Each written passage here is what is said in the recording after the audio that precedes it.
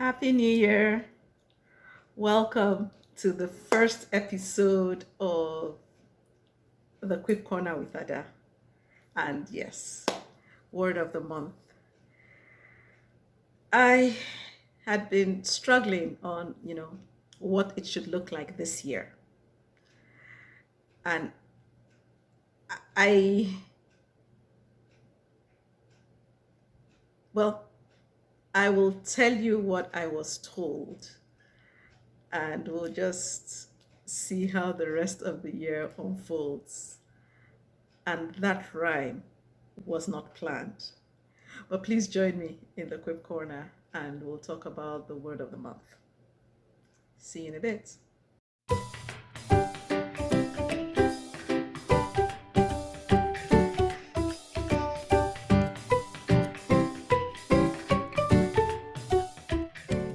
Well, thank you for staying tuned and welcome again to 2025. It is a privilege for us to be in this year. God has been good to us. I know He's been good to me, and I trust Him to be good to you and yours and to, everything around us as well. So, as I was praying and planning for 2025, the number 5 stood out for me. And some of us know that 5 stands for grace. The phrase God gave me personally for this year is going, no, it's grace to grow and go from good to great. So 5 G's almost. Grace to grow and go from good to great. So we're going to see how this year unfolds, how the monthly, maybe, or quarterly words of the month or quarter, I'm not sure yet, but let's just take it one step at a time.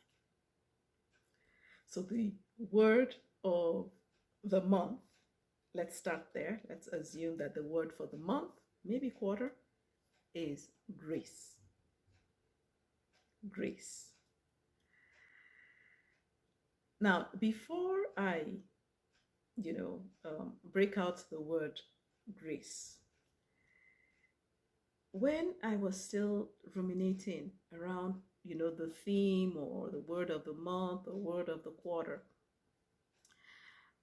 I I realized I hadn't bought my Bible study journal for 2025, in December. And I went shopping and then I found this. If you remember a few years ago, I had the butterfly, transformation. And it reminded me again of going from good to great. So for me, it was a kind of confirmation. And usually, before I buy these, I flip through just to see. And I flipped and I saw this. Do you see it? It says, you gotta keep going to keep growing.